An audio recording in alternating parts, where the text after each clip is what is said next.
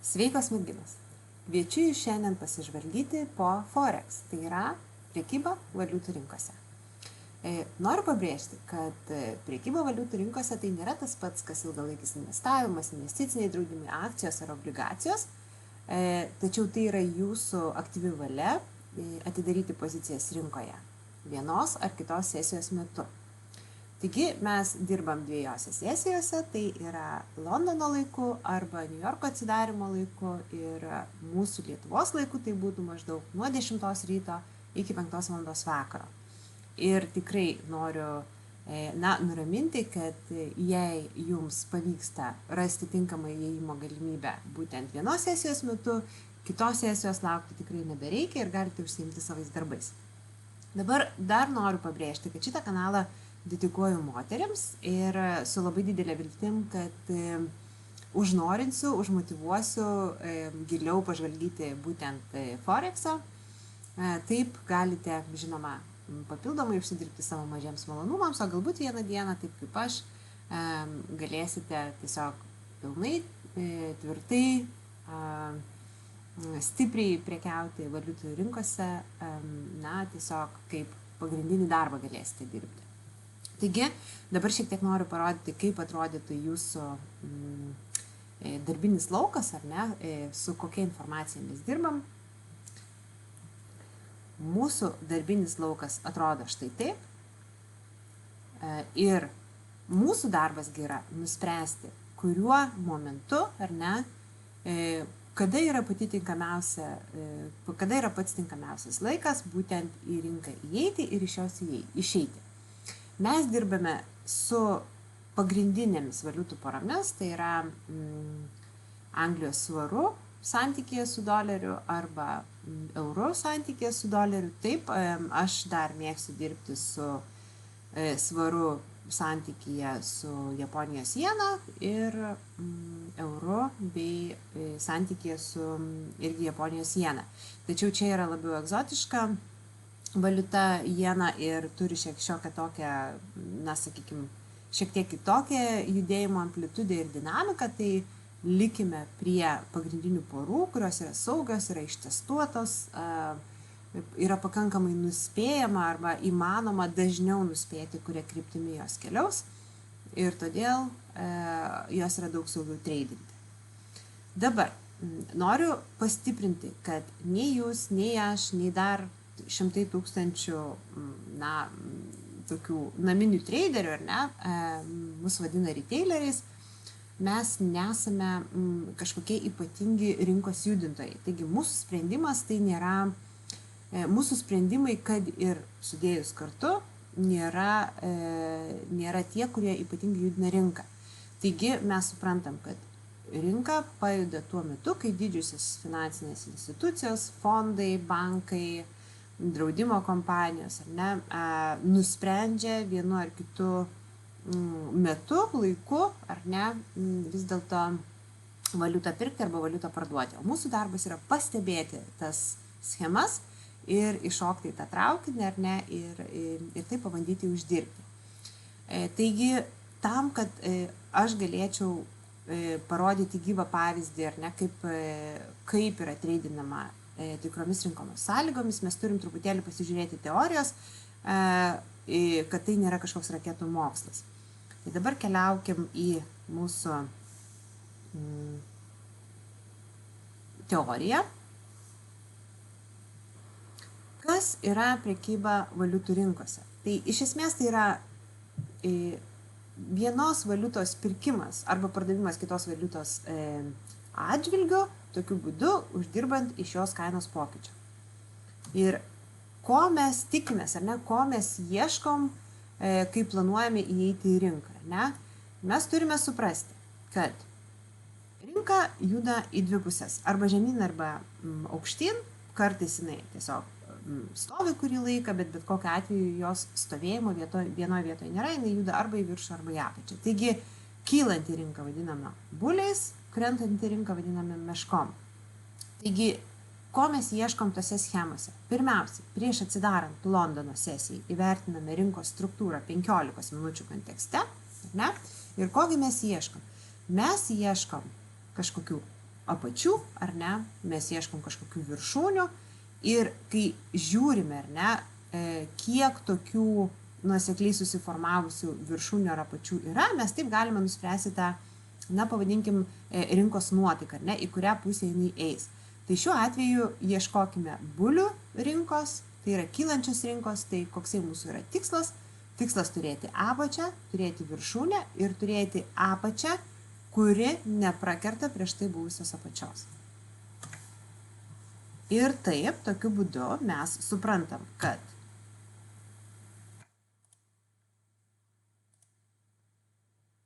turime kylančią rinką, ar ne, turim viršūnę, apačią, kuri neprakirto apačios ir iškeliavo į viršų, taigi mes darom prielaidą, kad rinka yra linkusi kilti į viršų, susirandame vidurio tašką paskutinės bangos, paskutinės kojas, pasižymime vidurio liniją, vadinasi, štai čia žemiau po 50% linija bus pigu, o virš 50% linijos bus brangu. Tai mums reikia pirkti tik tai tuomet, kai kaina mums yra pigi, taip? Taigi štai, sulaukėme pigios zonos, persijungiame 15 minučių schemą į 1 minutės schemą ir tenais jau ieškome susiformuojant bulių struktūros, būtent tokios pačios, kaip jie atrodo 15 minučių kontekste. Tai vadinasi, ieškom žemumos, aukštumos, kuri prakerta prieš tai buvusią viršūnę ir jau žinome, kada mums yra saugu įeiti. Rizikuojame santykių 1:5, tai jeigu rizikuojat $1 su tikslu, kad uždirbsite 5, mūsų stop loss vadinama pozicija, ar ne? Stop loss tai yra ta rizikos suma, ar ne, ta rizikos distancija, kurią mes nusistatom, kad jeigu rinka pasisuktų mums ne į tą pusę, mes išeitumėm su minimaliu nuostoliu. Mes ją užsidedam prieš anksčiau buvusią swing low poziciją šiuo atveju, bet nedaugiau nei 10 pipsų. Apie tai pasižiūrėsim gyvam pavyzdį ir iš karto jums aišku taps, kas yra tas swing low, arba ne mažiau 10 pipsų. Taigi, toliau. Kaip ir matom, ko mes tikimės, įėję į poziciją, ar netikimės, kad rinka grįž bent jau iki viršūnės ir ją pramuš. Jeigu jau taip nutinka, kad vis dėlto grįžo ir, tarkime, mes čia patyrėm tą mažą nuostolį, ar ne, kur buvom užsidėjęs stop lossą, mes suprantam, kad vis dar ieškam susidarančių pirkimo galimybių, nes mes esame mūsų treidinimo kvadrate, ar ne, mūsų šitoj paskutiniai kojoje, ar ne šitoj paskutiniai bangoj. Ir jei mums susiformuoja tinkama treidinimo galimybė, mes vėl įeinam į rinką su viltim, kad jinai pasieks viršų arba jį pramuš. Ir lygiai tokia pat identiška situacija yra su meškų rinka, ar ne? Tai vadinasi, mes sesijos pradžioje ieškom susiformuojančių aukštumų ir žemumų, ar ne?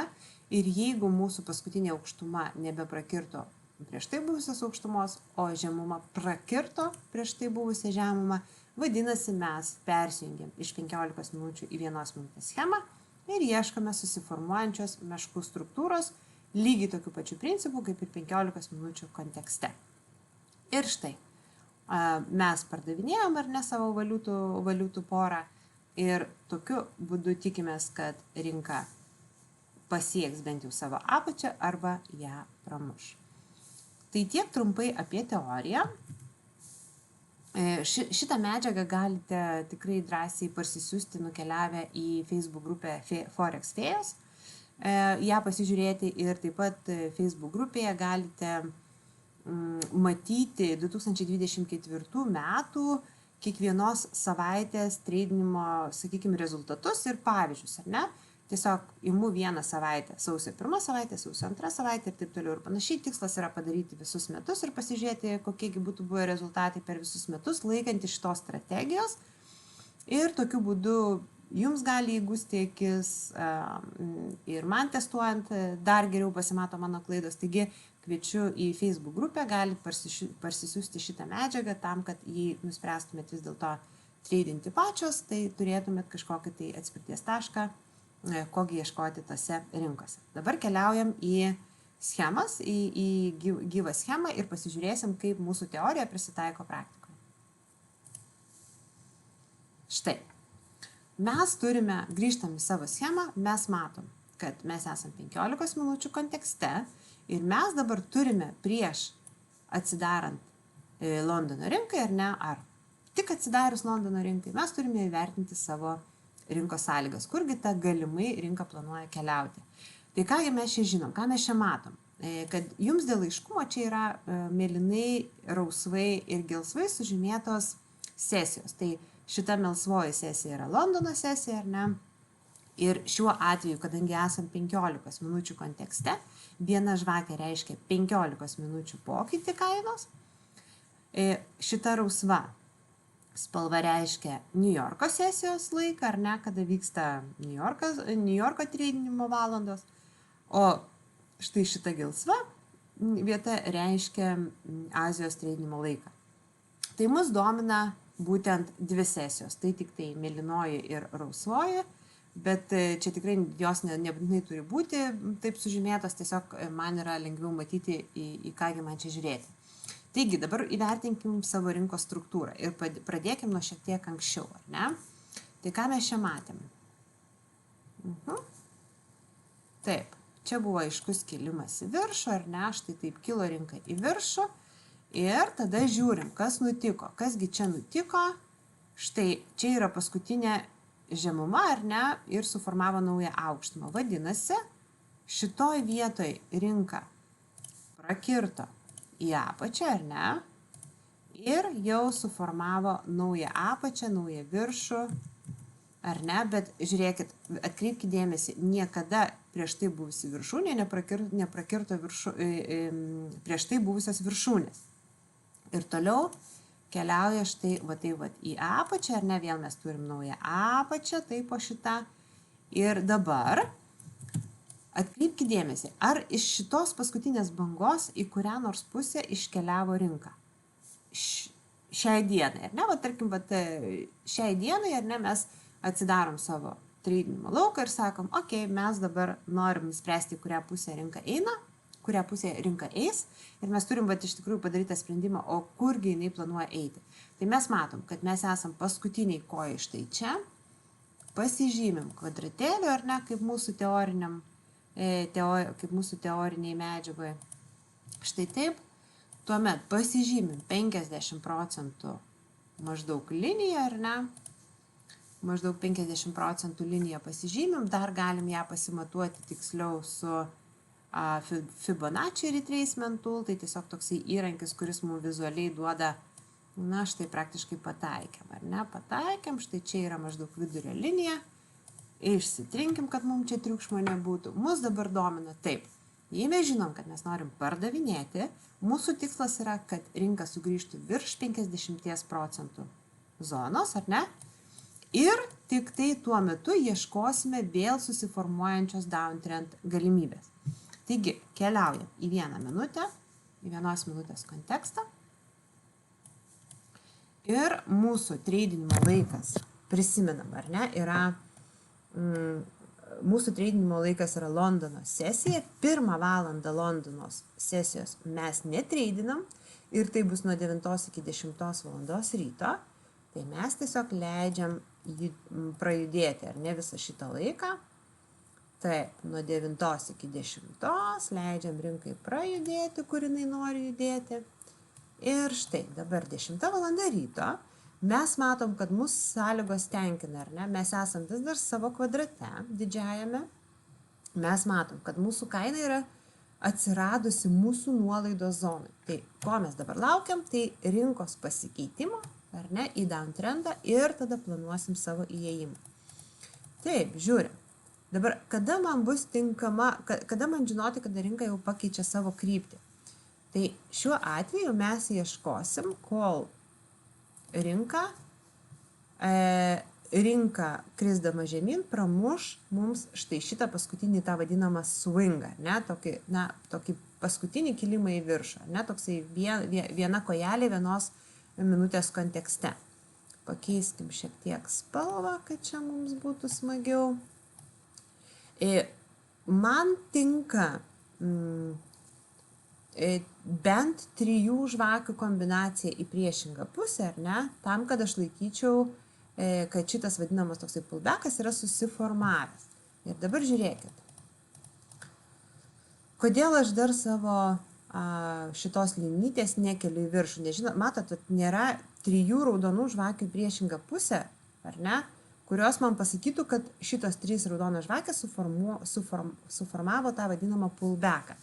Tai vis dar man galiojanti vieta, ar ne, ta vieta, kurią turi pramušti iš viršaus žemyn besileidžianti rinka, yra ta vieta, kuri man bus galiojanti ir patvirtinanti, kad rinka nori judėti jau man tinkamą linkme.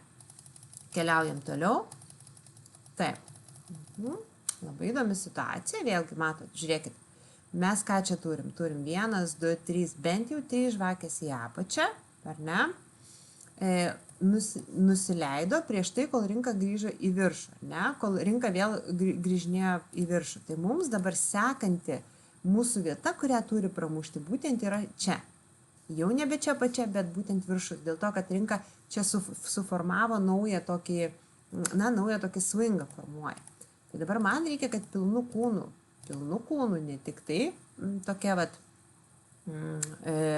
odegytė, ar ne, bet pilnų kūnų, kad užsidarytų žemiau mano šitos reikalaujamos zonos, ar ne, mano kontrolinė zona. Ir mes laukiam, kada tai nutiks, ne? Rinka vis tiek dar nenori. Žiūrėkit, vis dar prasitemkim, žinom, kad čia yra mūsų kontrolinė vieta. Taip, vis dar tik odegėlė, vis dar nepramuša pačios, ar ne, ir jau yra 11 valandų, jau pusė 12, ir vis dar štai. Ir dabar mes turim savo kontrolinį rinkos pasikeitimo, ar ne, momentą tokį. Mums jau viskas, rinka sako, kad aš jau noriu eiti žemyn. Dabar kur mums užsidėti tą įėjimo momentą, ar ne, kur ta rinka gali įeiti. Žinoma, galite užsidėti ir nuo šitos žvakės, bet tam, kad mūsų rizikos ir naudos santykis būtų geresnis, paieškokim geresnės vietos. Ir šiuo atveju man tai yra paskutinė priešingos spalvos žvakė į viršų, kuri inicijavo kritimą žemyn. Ir pasižiūrėkit, ar ne, dabar elgesys pačių žvakių, žiūrėkit. Jisai kilo į viršų, nebepramušė prieš tai buvusios aukštumos ir inicijavo pirmą kritimą. Tada kas įvyko? Čia toksai suabejojimas, ar ne? Šita žvakė, ar ne? Jinai tiesiog neapsisprendžia, ar ne? Tokia mažutė, ar ne? Reiškia, mažai buvo veiksmo šitoje vietoje. Ir po jos įvyko būtent toksai, sakykime, struktūros, ar ne, mini šitos struktūros prakirtimas. Tai aš iš esmės šitoje vietoje norėčiau užsidėti įėjimo momentą, būtent įėjimo momentą nuo tokios žvakės, kuri buvo paskutinė, kuri abejojo, ar įeiti į rinką, ir man buvo šita tokia, ta vadinama pin žvakė, ar ne, kuri iš esmės nenusprendžia krypties ir paskui inicijuoja kritimą. Taip, mes užsidedam dabar savo stop lossą. Dabar žiūrėkit. Kadangi mūsų strategija yra 1:5, tai yra pakankamai didelis santykis. Tai mums reikia, pavadinkim, taip tokio snaiperinio įėjimo, ar ne? Snaiperinio įėjimo ir snaiperinio stop loss, ar ne? Vat kur pasižymėti tą ribą, iki kur mes linkę esam rizikuoti, vardant to, kad pasiimtumėm tuos 1:5, ar ne, tą santykį. Ir jeigu dabar aš darysiu, pavyzdžiui, virš prieš tai buvusio virš pačios anksčiau buvusios viršūnės, ar ne, tai mes gaunam visus 9 pipsus. Tai yra labai, vadinasi, mums reikia 45 bent jau pipsų žemyn, kad pasiektumėm savo 1:5. Bet kadangi mes sakom, kad mums užtenka prieš tai buvusio swingo, ar ne, tai šiek tiek dėl brokerio komisinių pasilikim tos erdvės kvėpavimui, bet dabar žiūrėkit, mes turim 6,7 pipso, ar ne? Tai mums labai tinka. Viskas, kas nuo 5 iki 10, tai man kaip ir tinka, bet tarp 6-7 man iš tikrųjų labiausiai patinka tokių, pavadinkim, tų pipsų, man labiausiai patinka užsidėti tokį stop lossą. Ir mes dabar pasižymim 1:5, taip, rizikos ir vertės santykį, vadinasi, štai kai pasieks mūsų šito žalio langelio apačią, vadinasi, mes būsim jau uždirbę, pavadinkim tai. Taip, užsidedam įėjimą, ar ne, duodam jam užduotį, kad mes norim įeiti į rinką ir pasižiūrėkim dabar, kaip rinka reaguoja. Gerai, mus pasiėmė, ar ne? Mus jau pasiėmė. Ir dabar šiek tiek pagreitinsiu. Taip, pasižiūrėkime, mes šiek tiek pagreitinam. Rinka abejoja. Na štai, ir pasiekia mūsų rezultatą. Taip? Tai mes turime įgyvendintą pilną mūsų strategijos planą, ne? Pasikartojam. Mes žinom, kad dienos pradžioj mūsų nuotaika yra pardaviminė, sulaukiam 50% grįžimo į mūsų nuolaidos zoną, viduje laukiam susiformuojant lygiai tokios pačios downtrend galimybės ir tuomet keliaujam jau su rinka, tikėdamos, kad uždirbsime 1/5. Tai štai, merginos, norėjau šiandien tik tiek parodyti, kad tas video nebūtų labai ilgas ir kviečiu jūs daugiau informacijos tikrai sužinoti, pažvalgyti, patestuoti ir užduoti aišku savo klausimus, tai Facebook grupiai Forex Fėjas. Lauksiu jūsų ten ir iki kitų kartų.